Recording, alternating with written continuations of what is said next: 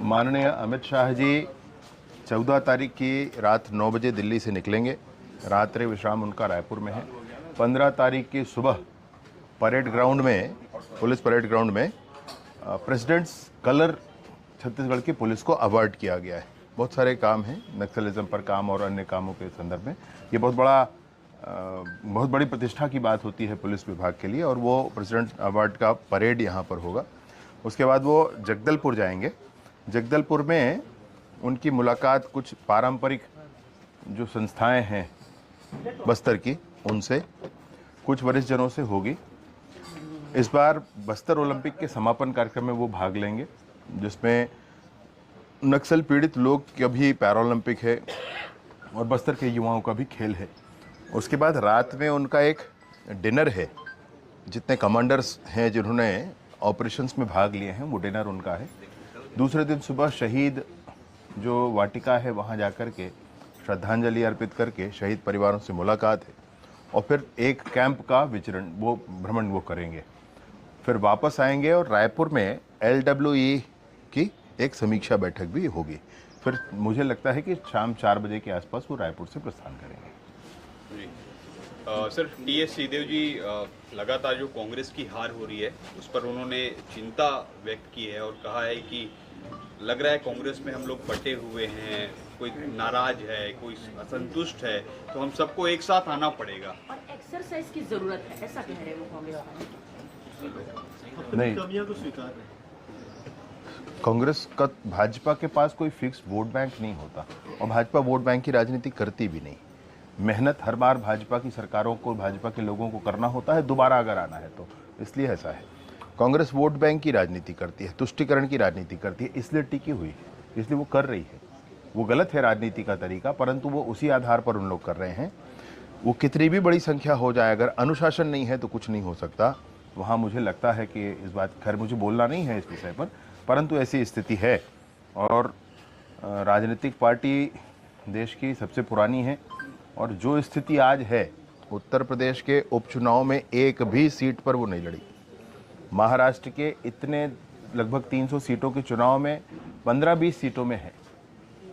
झारखंड में सरकार तो बनती है, लेकिन उनका हिस्सेदारी कितना है?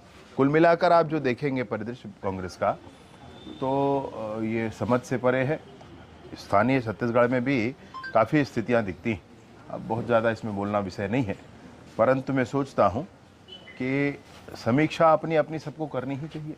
ये बीजापुर में नक्सलियों द्वारा जो है 2 पूर्व सरपंचों की हत्या कर दी गई, और पहले भी उन्हें जो है ये वार्निंग दी गई थी कि भारतीय जनता पार्टी को वो छोड़ दें।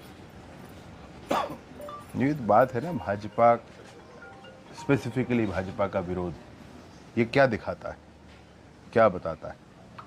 और कायराना हरकत है। सरकार बहुत स्पष्ट तौर पर ये कहती है कि आप मुख्यधारा से जुड़े।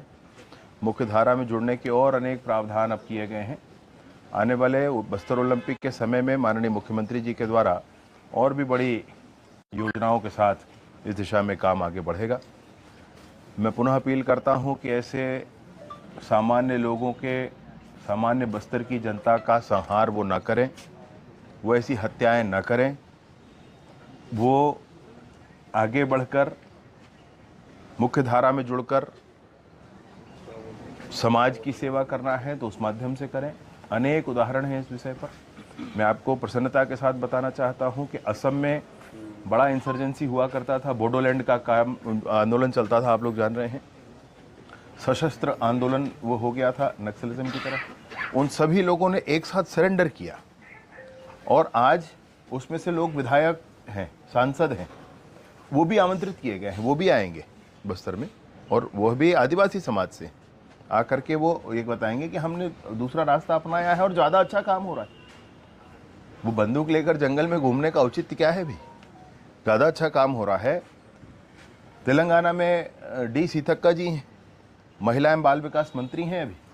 वह भी पहले सशस्त्र नक्सलवाद के आंदोलन में संलिप्त थी और ऐसे ही बंदूक लेकर जंगलों में घूमा करती थी। सरेंडर करके वो आज महिला एवं बाल विकास मंत्री हैं, वहाँ पर अच्छा काम कर रही हैं। कांग्रेस की सरकार है, लेकिन वो काम अच्छा वो कर रही हैं, और इसलिए उनसे भी हम लोगों ने कहा है कि आप भी ज़रूर आएँ। इस कार्यक्रम में, क्योंकि प्रेरणा सबको होगी।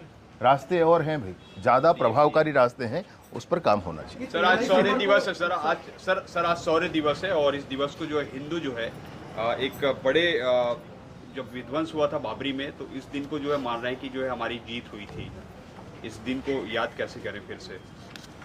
इस दिन को याद करने का तरीका मैं आपसे कहूं, बाबरी ढांचे का ध्वंस हुआ था और उस पर भाजपा की सरकारों को, उत्तर प्रदेश, मध्य प्रदेश, राजस्थान, हिमाचल प्रदेश की सरकारों को गुनहगार ठहराकर उनको बर्खास्त कर दिया गया। 6 महीने के अंदर अंदर चुनाव हुए थे, भाजपा की सरकारें उत्तर प्रदेश में नहीं आई, मध्य प्रदेश में नहीं आई, आपको ध्यान होगा विषय। तो सब कुछ भाजपा के सर पर ठीकरा फोड़ने के बाद, सरकारें बर्खास्त करने के बाद भाजपा की सरकारें वापस नहीं आई थी। इसलिए मैं कहता हूं कि जो राम मंदिर वहां पर बने, ये भाजपा के घोषणा पत्रों में होता था और ये हमारा जो संकल्प था, उसके लिए हम सरकारों की गिनती नहीं करते थे। सरकारें आएंगी जाएंगी, पार्टियां बनेंगी बिगड़ेंगी, परंतु ये लक्ष्य पूरा होना चाहिए। ये बहुत स्पष्ट भाव के साथ भाजपा ने काम किया है। आज के दिन मैं बिल्कुल ये कहना चाहता हूं कि जिस तरीके से भाजपा के ऊपर ठेकरा फोड़कर भाजपा की सरकारों को बर्खास्त किया गया, कहीं भाजपा की सरकारें नहीं आई, इसलिए आपको स्पष्ट दिखता है कि भाजपा की राजनीति कठिन है। सरल राजनीति करने वाले वोट बैंक के आधार पर राजनीति कर लेते हैं।